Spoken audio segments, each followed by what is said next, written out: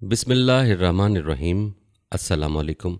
नाज़रीन, इस वक्त सऊदी अरब में जो हो रहा है और सोशल मीडिया पर जो बातें सऊदी अरब के हवाले से हो रही हैं, बताया ये जा रहा है कि सऊदी अरब से क़यामत की निशानियों का आगाज़ हो चुका है।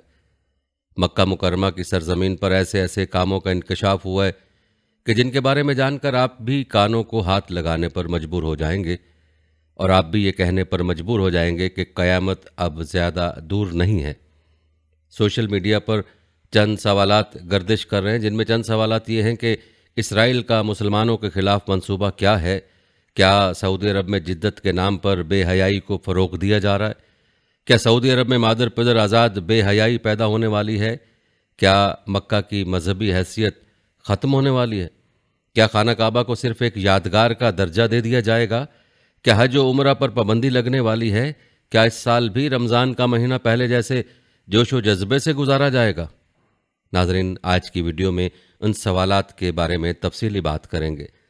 नाज़रीन, आपको बताते चलें कि अरब की मजहबी तारीख़ की इब्तदा हज़रत इब्राहीम अलैहिस्सलाम के ज़माने से शुरू हुई, लेकिन वक्त गुजरने के साथ साथ लोगों ने उनकी तालीमात को फरामोश कर दिया और अरब जहालत की तारीकी में डूबता चला गया। हत्ता कि ज़हूर इस्लाम के वक्त अरब में कोई मखसूस मज़हब न था, बल्कि मुख्तलिफ मज़ाहिब के मानने वाले मौजूद थे। इस्लाम से पहले अरबों में बुत परस्ती आम थी और कबाइल अरब की अक्सरियत बुत परस्त थी। खाना काबा में मुख्तलिफ अशकाल के 360 बुत रखे हुए थे। उन बुतों में लात, उज़ा, मनात, वद, सवा, यऊक, यगूस, नसर, बौल मशहूर बुत थे। उन बुतों के नाम कुरान में भी मौजूद हैं। हुबल नामी बुत सबसे बड़ा था। रिवायत बताते हैं कि अमर बिन लही पहला शख्स था जिसने सबसे पहले खाना काबा में बुत नस्ब किया था, और बुतों के अलावा खाना काबा की दीवारों पर मुख्तलिफ तस्वीर भी बनी हुई थी। नाज़रीन, अरबों में किन किन मज़ाहिब का असर मौजूद था और उनके अकायद क्या थे, इस बारे में मज़ीद तफसील भी आपको बताएंगे, लेकिन पहले बात करते हैं अरब के मौजूदा हालात की, जिनको लेकर पूरी दुनिया में बातें हो रही हैं। नाज़रीन, आपको बताते चलें कि सऊदी अरब, जिसे एक कदामत पसंद मुल्क तस्वुर किया जाता है, अब तेज़ी से तब्दील हो रहा है, और उसकी वाज़ेह मिसाल वहाँ हाल ही में होने वाले बॉलीवुड स्टार सलमान खान और बैनुल अक़वामी मारूफ गुलकार जस्टिन बीबर के कंसर्ट हैं। याद रहे कि बॉलीवुड स्टार सलमान खान सऊदी वली अहद मोहम्मद बिन सलमान की दावत पर सऊदी अरब के दारुल हुकूमत रियाज़ में परफॉर्म करने पहुंचे थे। उनके इस टूर को दबंग टूर का नाम दिया गया।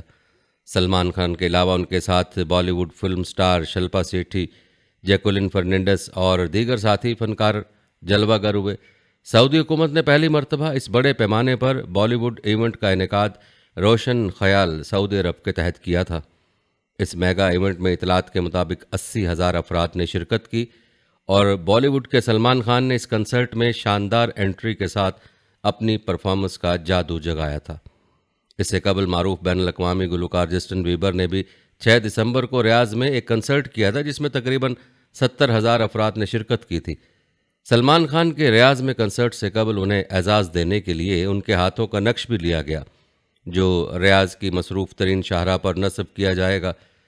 नाज़रीन, ज़रा गौर फरमाएं कि सऊदी अरब अब बॉलीवुड और हॉलीवुड स्टार्स के इवेंट मुनक्कद करके ये तासुर देने की कोशिश कर रहा है कि वो रोशन ख्याली की जानिब बढ़ रहा है। याद रखें कि रोशन ख्याली दरअसल बेहयाई को फ़रोग़ दिए जाने का नाम है, और आए दिन इसमें इजाफा हो रहा है। याद रहे कि सऊदी अरब मशरिक़ वस्ता के अहम तरीन ममालिक में से एक है और दुनिया में सबसे ज़्यादा तेल बरामद करने वाला मुल्क है।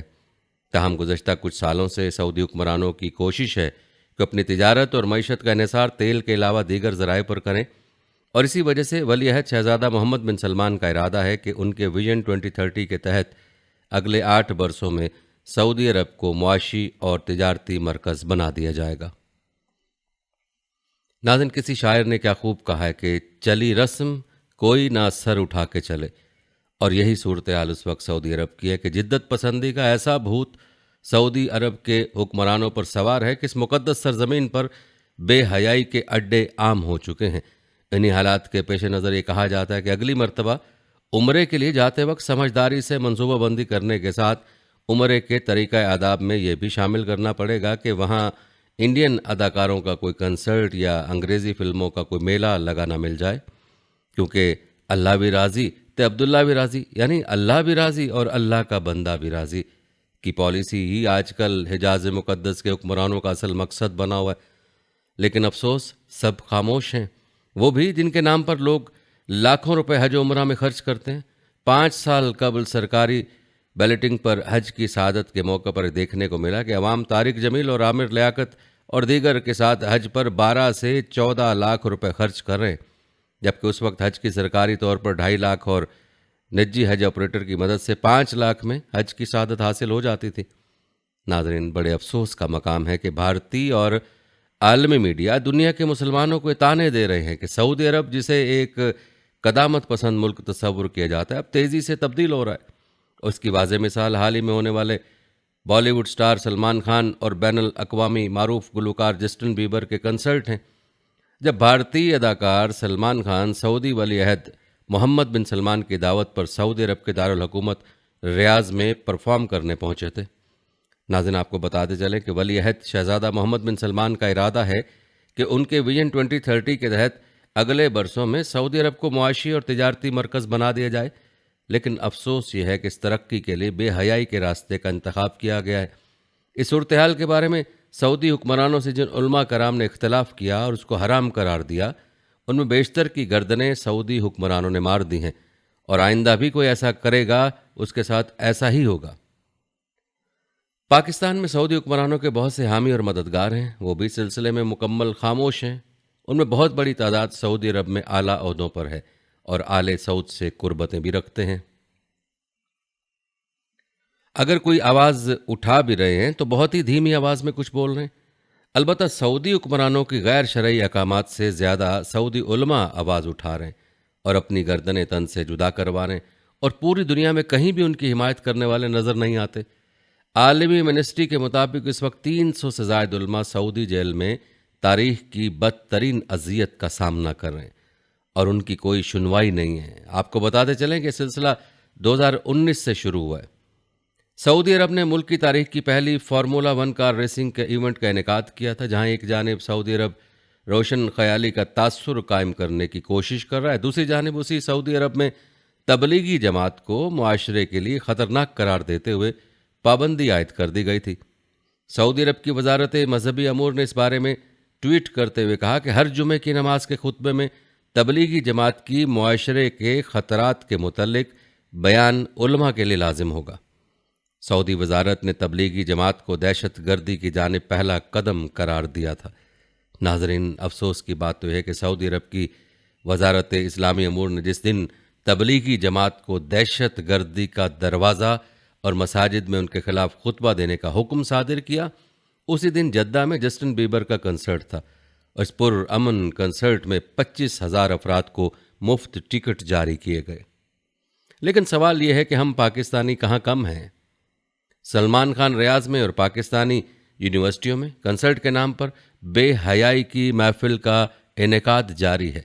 दुनिया आगे की तरफ जा रही और हम पीछे की तरफ गामजन हैं। सऊदी मेटा सैनमा के मुताबिक 40 हफ्तों में $73 मिलियन के सैनमा टिकट्स फरोख्त होने का रिकॉर्ड कायम हुआ। 2020 में पूरी दुनिया की फिल्मी सनत ज़बूं हाली का शिकार रही, लेकिन सरजमीन वही और हिजाज मुक़द्दस में उसे अरूज हासिल रहा। गुज़श्ता माह जद्दा में 15 दिन के वक्फे से 2 बड़े म्यूज़िकल कंसर्ट हुए, जिनमें सऊदी मर्द व ख़वातीन बग़ैर किसी किस्म के SOPs के नाच गाने के मखलूत प्रोग्राम में शरीक रहे। नाज़रीन, आपको मज़ीद बताते चलें कि सऊदी कंपनी मूवी सैनमा ने रियाज बॉलीवुड सिटी में ममलिकत के सबसे बड़े सैनमा का इफ्तिताह किया, जिसमें हॉलीवुड की नई फिल्म दी बैटमैन का प्रीमियर दिखाया गया। अरब न्यूज़ के मुताबिक इस सैनमा में 25 स्क्रीन्स और आला टेक्नोलॉजी की 4XD स्क्रीन्स भी मौजूद हैं, जो फिल्म देखने वालों को एक बेहतरीन तजुर्बा फराहम करेगा। इस मौका पर मूवी सैनमा के चीफ एग्जीक्यूटिव और बानी सुल्तान अल हकीर ने कहा कि सऊदी अरब के सबसे बड़े फिल्म थिएटर में आने वाले लोग जदीद तरीन सिनेमेटिक टेक्नोलॉजी से लुत्फ अंदोज होंगे। याद रहे कि मूवी सैनमा अपने VIP तजुर्बात के लिए भी जाना जाता है, जिसमें बेहतरीन लग्जरी स्वीट्स भी मौजूद हैं, जबकि मूवी बोतीक का आइडिया भी मुतारिफ करवाए।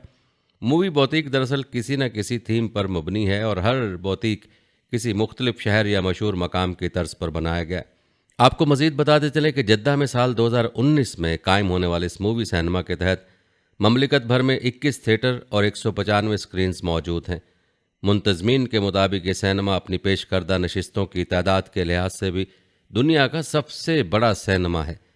کمپنی کی جانب سے نئے سینما کے لانچ کے وقت سپر ہیرو دی بیٹ مین فلم کا پریمیئر جاری کرنا ایک بہترین موقع تھا۔ ذرائع کے مطابق ہالی ووڈ کے نئے بلاک بسٹر کی افتتاحی تقریب اور سکریننگ میں خصوصی طور پر مدعو کیے گئے مہمانوں اور مختلف صنعتوں کے عہدیداروں نے بھی شرکت کی۔ ہے مسلمانوں، خانہ کعبہ بنانے کے بعد جب سیدنا ابراہیم علیہ السلام کو وحی آئی کہ اب اعلان کرو، تو آپ علیہ السلام نے تعجب سے فرمایا، اس صحرا سے میری آواز دنیا تک کیسے پہنچے گی؟ تو جبرائیل نے فرمایا، یہ آپ کا کام نہیں ہے، آپ صرف اعلان کریں، آواز پہنچانا اللہ کا کام ہے، اللہ ہر چیز پر قادر ہے۔ سعودی عرب میں بے حیائی کو جو عالم ہے وہ آپ نے ملاحظہ کیا، لیکن علماء اور مسلمان خاموش ہیں۔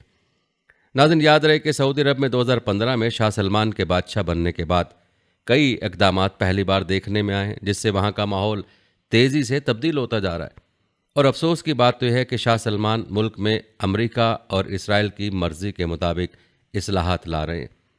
سعودی عرب میں گزشتہ چند سالوں سے اصلاحاتی منصوبے کے تحت تیزی سے بہت بڑی تبدیلیاں کی جا رہی ہیں۔ سعودی عرب میں 2018 میں سینما گھر کھولے گئے اور عورتوں کو بھی اسٹیڈیم میں کھیلوں کا تماشا دیکھنے اور ڈرائیونگ کی اجازت دی گئی۔ سعودی عرب میں گزشتہ برس پہلی بار کسی خاتون کو مرد اینکر کے ساتھ ٹی وی پروگرام پیش کرنے کی اجازت دی گئی۔ وہیں سعودی عرب کی پہلی تھیٹر اداکارہ بھی سامنے آئی، اور اسی سلسلے کے تحت ہی رواں برس اپریل میں پہلی بار سعودی عرب کے 5000 سالہ قدیم کھنڈرات میں میوزک فیسٹیول کا اہتمام کیا گیا، اور خبر سامنے آئی ہے کہ سعودی عرب کے شہر جدہ میں نائٹ کلب کھولا گیا ہے۔ ناظرین، میڈیا رپورٹ کے مطابق سوشل میڈیا پر وائرل ہونے والی ایک تقریب کی ویڈیو میں مرد و خواتین کو ایک کلب میں دیکھا گیا تھا، اور سوشل میڈیا پر دعویٰ کیا گیا تھا کہ یہ تقریب جدہ میں کھلنے والے نئے نائٹ کلب میں ہوئی۔ سوشل میڈیا پر تقریب کی ویڈیو وائرل ہونے کے بعد صارفین نے مختلف قسم کی پوسٹنگ شروع کی تھی اور دعویٰ کیا کہ اس نائٹ کلب میں اگرچہ الکوہل دستیاب نہیں ہوگی، تاہم وہاں پر لباس کی کوئی قید نہیں ہوگی۔ ناظرین، الجزیرہ کے مطابق متعدد مقامی نیوز ویب سائٹس اور اداروں نے جدہ میں نائٹ کلب کھلنے کی رپورٹ شائع کی، اور نائٹ کلب کو حلال کلب کا نام دیا گیا۔ رپورٹس میں دعویٰ کیا گیا کہ نائٹ کلب کھولے جانے کی افتتاحی تقریب میں امریکی گلوکار اور ریپر نی یو نے بھی پرفارمنس کی۔ سوشل میڈیا پر وائرل ہونے والی ایک ویڈیو میں دیکھا جا سکتا ہے کہ نائٹ کلب میں لوگ موسیقی پر رقص کر رہے ہیں، اور تقریب میں مردوں کے ساتھ خواتین بھی دکھائی دے رہی ہیں۔ ذرائع کے مطابق سعودی عرب میں امریکی اور صہیونی اسلام کو فروغ دینے کے لیے وسیع پیمانے پر سرمایہ لگایا جا رہا ہے، اور اس طرح سعودی عرب کے بادشاہ سلمان اور اس کے بیٹے محمد بن سلمان نے حرمین الشریفین کے پاسبانی کی بجائے بے حرمتی کا آغاز کر دیا ہے۔ ناظرین، آج سعودی عرب کے حالات کہاں تک پہنچ چکے ہیں، اس کی تفصیلات آپ کو ایک شخص کی زبانی بتاتے ہیں۔ ذرا دل تھام کر یہ تفصیلات ملاحظہ کیجیے گا اور کمنٹ میں بتائیے گا کہ قیامت سے پہلے قیامت نہیں تو کیا ہے۔ ناظرین، یہ ایک شخص کی آنکھوں دیکھا حال ہے جو آپ کے گوشے گزار کرنے جا رہے ہیں۔ یہ شخص بیان کرتا ہے کہ میں ریاض کے فٹ بال اسٹیڈیم میں موجود تھا۔ شرارتی لڑکے ریاض کے فٹ بال اسٹیڈیم کے پچھلے سٹینڈز پر کھڑے تھے۔ دیکھتے دیکھتے انہوں نے اپنی قمیضیں اتاریں اور انہیں پکڑ کر دیوانہ وار اپنے سر کے گرد گھمانے لگے۔ وہاں موجود سعودی خواتین بھی لطف اندوز ہو رہی تھیں۔ ان کے اسکارف ہوا میں کالے جھنڈوں کی مانند اڑ رہے تھے۔ برازیل اور ارجنٹینا کے درمیان یہ فٹ بال میچ سعودی عرب میں 2 دہائیوں سے ہونے والا وہ پہلا میچ تھا جسے میں دیکھنے گیا تھا۔ پہلے تو اسٹیڈیم میں ایک بھی عورت کا سیاہ عبایا دکھائی نہ دیتا، اور ہر طرف صرف سعودی مردوں کے سفید اور لال شماغ اور اجلے سفید چوغے ہی نظر آتے تھے۔ اس زمانے کا ریاض ایک تنگ نظر اور ناخوشگوار جگہ تھی جو شاپنگ مالز کی روشنیوں سے بمشکل جگمگایا کرتی تھی۔ لوگ شہر میں داخل ہوتے ہی ایسے سانس روک لیتے گویا کسی کھڑے ہوئے پانی والے تالاب میں ڈبکی لگا رہے ہوں۔ جب بھی دکان کا چکر لگتا تو نماز کے اوقات میں افراتفری شاپنگ میں خلل ڈال دیتی اور دکانوں کے شٹر نیچے آ جاتے۔ دکانداروں کو مذہبی پولیس کا ڈر رہتا تھا جو بے لگام شہر کے چکر لگاتی اور قانون توڑنے والوں کو گرفتار کر لیتی۔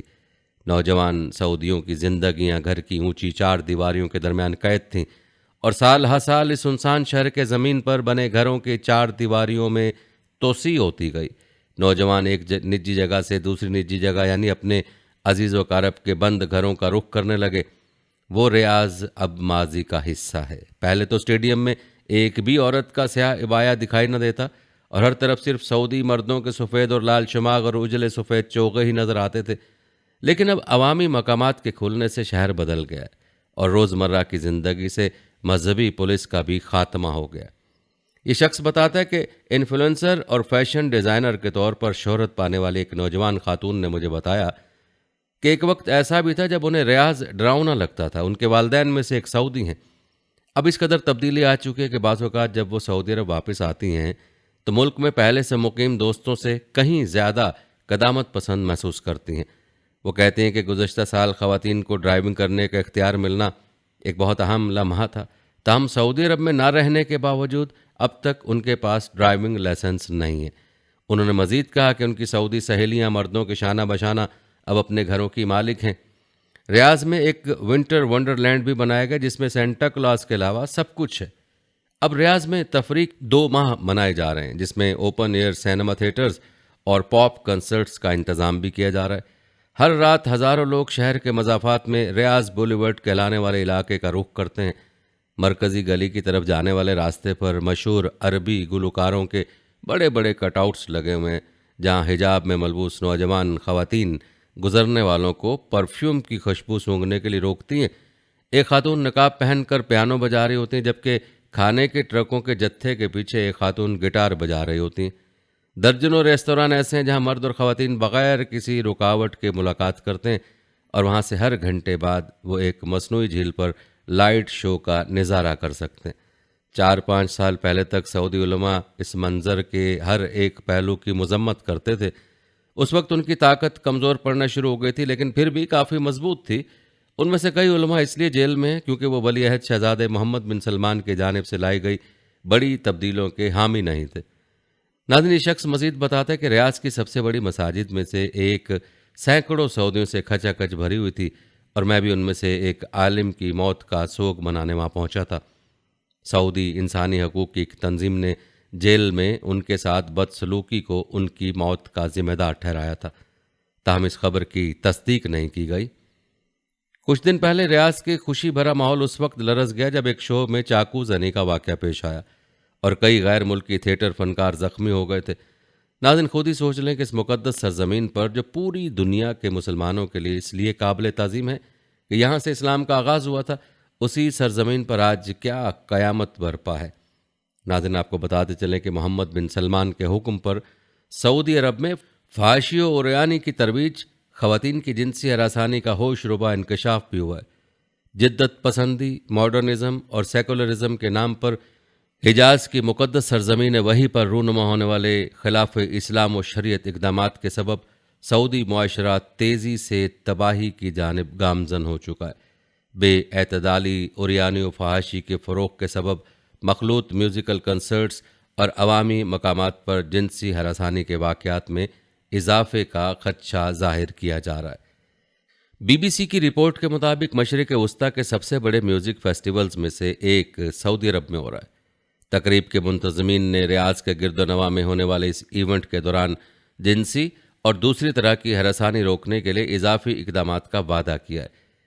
ناظرین، اب تو سعودی عرب میں بڑے پیمانے پر تفریحی تقاریب اکثر دیکھنے میں آتی ہیں، مگر مقامی اور غیر ملکی خواتین کی جانب سے ایسی اطلاعات سامنے آئی ہیں کہ انہیں یہاں جنسی ہراسانی کا سامنا کرنا پڑا ہے۔ ان کے پاس کچھ واقعات کے شواہد بھی ہیں۔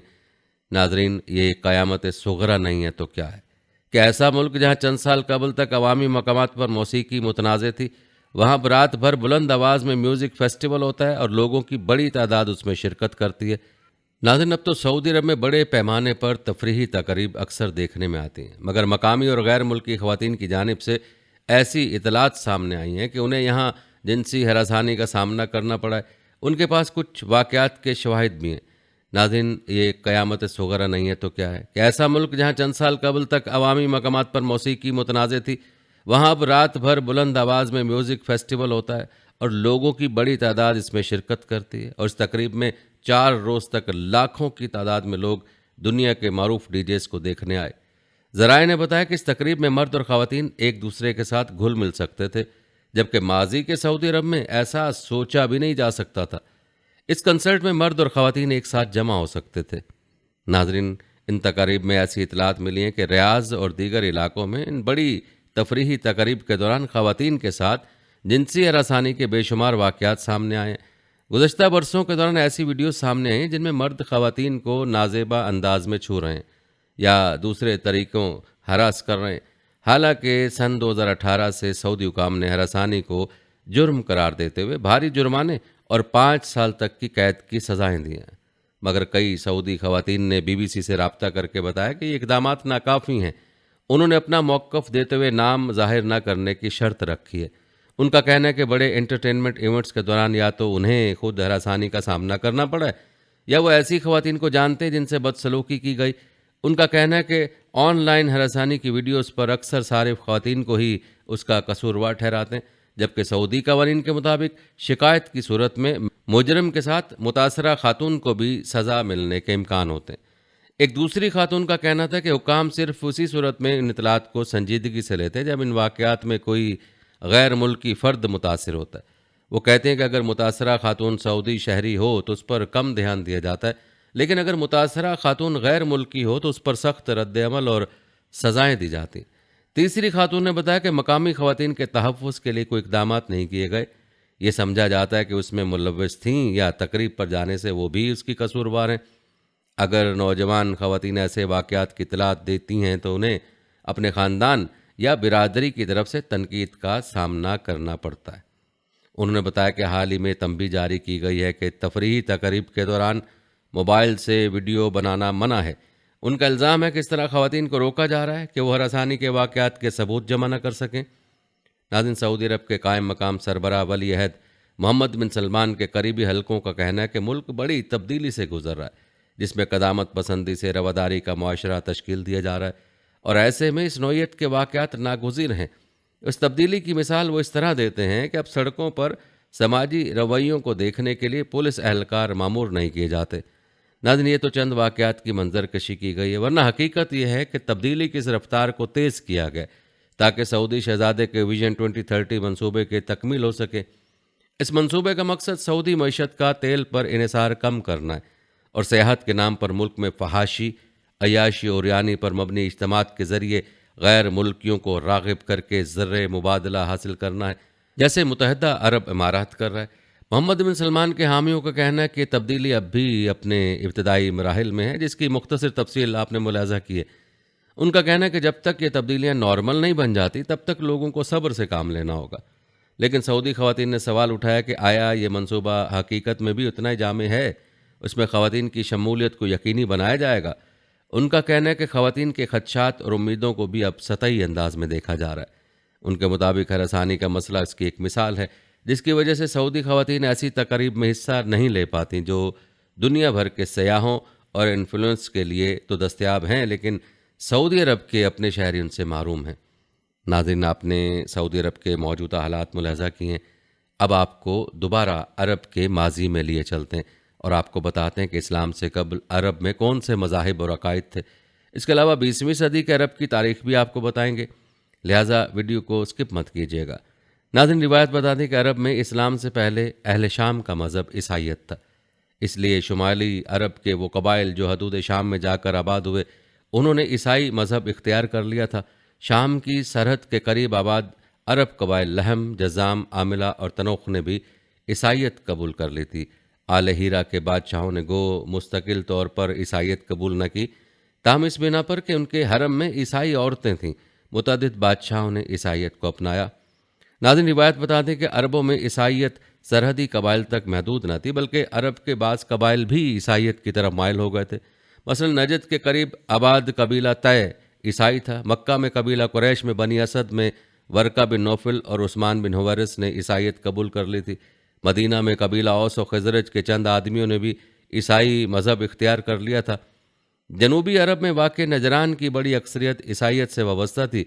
یمن پر کئی برس تک عیسائی حبشیوں کے تسلط کے باوجود یہاں عیسائیت کو فروغ حاصل نہ ہوا۔ عرب کی سرحدیں چونکہ ایران سے ملتی تھیں، اس وجہ سے عربوں میں مجوسیت کے اثرات پائے جاتے تھے۔ روایت بتا دے کہ قبیلہ تمیم میں زدادہ بن ادس اور اس کا بیٹا حاجب اور اقرا بن حابس مجوسی تھے۔ آتش پرستوں کے علاوہ ستارہ پرست بھی عرب میں موجود تھے۔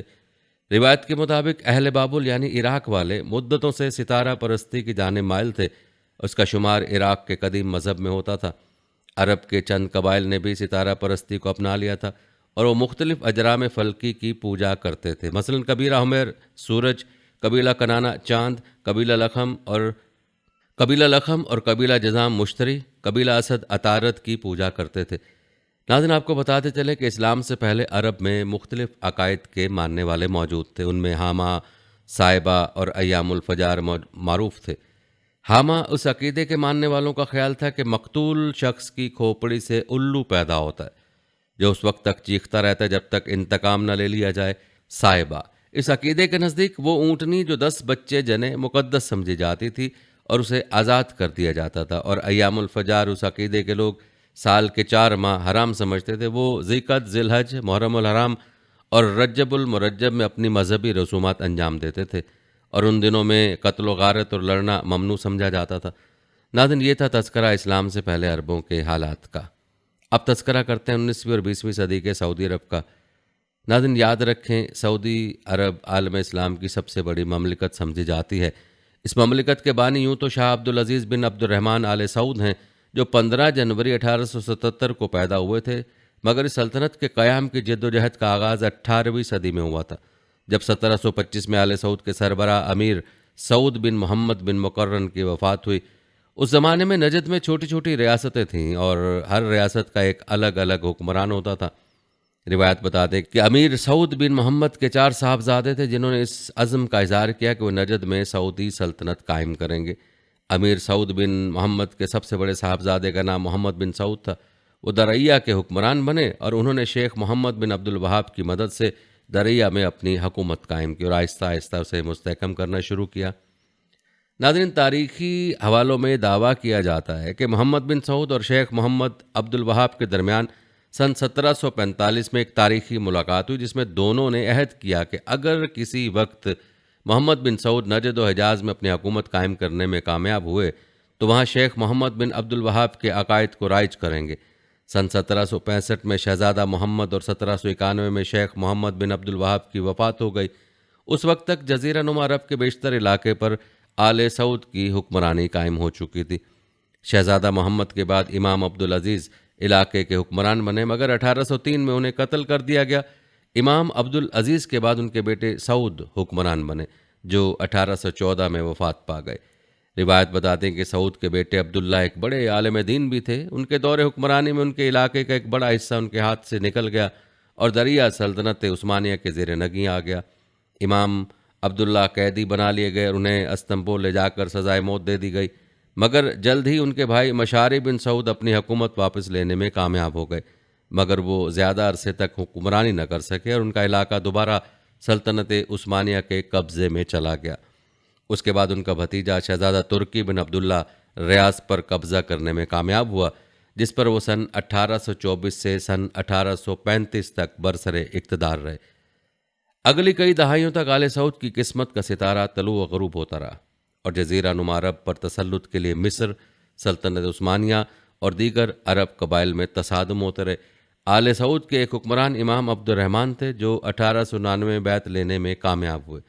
امام عبد الرحمن کے بیٹے شہزادہ عبدالعزیز ایک مہم جو شخصیت تھے اور سن 1900 میں انہوں نے اپنے والد کی زندگی میں ہی ان کی کھوئی ہوئی سلطنت واپس لینے اور اسے وسعت دینے کی کوششیں شروع کر دیں۔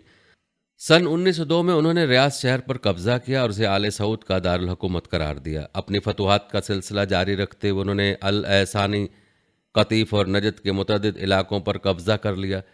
ناظرین، روایات بتاتی ہیں کہ سلطنت عثمانیہ کے آخری دور میں حجاز پر، جس میں مکہ مکرمہ اور مدینہ منورہ کے علاقے شامل تھے، شریف مکہ حسین کی حکمرانی تھی، جنہوں نے 5 جون 1916 کو ترکی کے خلاف بغاوت کا اعلان کر دیا۔ کہا جاتا ہے کہ حسین کو نہ صرف عربوں کے مختلف قبائل کی بلکہ برطانیہ کی تائید بھی حاصل تھی۔ یوں جون 1916 کو شریف مکہ حسین نے حجاز کی آزادی کا اعلان کیا اور جون ہی میں ان کا قبضہ مکمل، اور 29 اکتوبر کو انہوں نے پورے عرب کا حکمران ہونے کا باضابطہ اعلان کر دیا۔ ساتھ ہی انہوں نے تمام عربوں کو دعوت دی کہ وہ ترکوں کے خلاف جنگ کا اعلان کریں، اور آخر دسمبر 1916 میں حکومت برطانیہ نے حسین کو شاہ حجاز تسلیم کرنے کا اعلان کر دیا۔ کہتے اسی دوران امیر عبدالعزیز ابن عبد الرحمن آل سعود نے مشرقی عرب کا ایک بڑا حصہ مسخر کر لیا اور 26 دسمبر 1915 کو برطانیہ کے ساتھ دوستی کا ایک معاہدہ بھی کر لیا۔ اور ستمبر 1924 میں انہوں نے حجاز کو بھی فتح کر لیا۔ روایت کے مطابق عوام نے امیر عبدالعزیز کا ساتھ دیا اور شریف مکہ شاہ حسین نے حکومت سے دستبردار ہو کر اپنے بیٹے علی کو شاہ حجاز بنا دیا، مگر امیر عبدالعزیز کی بڑھتی ہوئی پیش قدمی کے باعث انہیں بھی اپنا تخت چھوڑنا پڑا، اور یوں اکتوبر 1924 میں شاہ عبدالعزیز نے مکہ معظمہ پر بھی قبضہ کر لیا۔ روایت بتاتی ہے کہ اس دوران شاہ عبدالعزیز کی پیش قدمیاں جاری رہیں اور دسمبر 1925 میں انہوں نے مدینہ کا اقتدار حاصل کر لیا۔ 19 نومبر 1925 کو شریف مکہ علی نے اقتدار سے مکمل دستبرداری کا اعلان کیا اور یوں جدہ پر بھی آل سعود کا قبضہ ہو گیا، اور 8 جنوری 1926 کو شاہ حجاز عبدالعزیز ابن عبد الرحمن آل سعود نے ایک خصوصی تقریب میں مملکت نجد و حجاز کے مکمل اختیارات سنبھالنے کا اعلان کر دیا۔ ناظرین، روایت کے مطابق 20 مئی 1927 کو برطانیہ نے تمام مقبوضہ علاقوں پر جو اس وقت مملکت حجاز و نجد کہلاتے تھے عبدالعزیز ابن سعود کی حکمرانی کو تسلیم کر لیا تھا، اور 23 ستمبر 1932 کو شاہ عبدالعزیز ابن سعود نے مملکت حجاز و نجد کا نام تبدیل کر کے المملکت العربیۃ السعودیہ رکھنے کا اعلان کیا تھا۔ ناظرین، کہتے ہیں کہ شاہ عبدالعزیز کی خوش قسمتی تھی کہ انہی کے دور میں سعودی عرب میں تیل کے ذخائر کی نشاندہی ہوئی۔ سن 1933 میں شاہ عبدالعزیز نے کیلیفورنیا پیٹرولیم کمپنی کے ساتھ تیل نکالنے کا معاہدہ کیا۔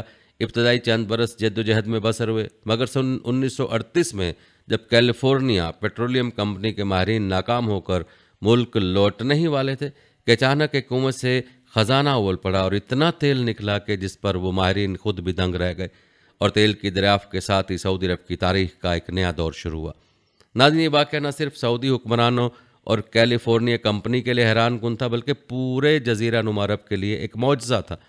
تیل کی دریافت نے سعودی عرب کو معاشی طور پر زبردست استحکام بخشا اور مملکت میں خوشحالی کا دورہ ہو گیا، لیکن شاہ عبدالعزیز بن عبد الرحمن آل سعود نے اپنی مملکت کو اسلامی رنگ میں ڈھالا تھا، اور تب سے سعودیہ میں اسلام کا نفاذ چلا آ رہا ہے۔ لیکن گزشتہ چند سالوں سے سعودی عرب میں جدت پسندی کے نام پر جو کچھ وقوع پذیر ہوا ہے اور ہو رہا ہے، یہ انتہائی افسوسناک ہے اور کسی قیامت سے کم نہیں ہے۔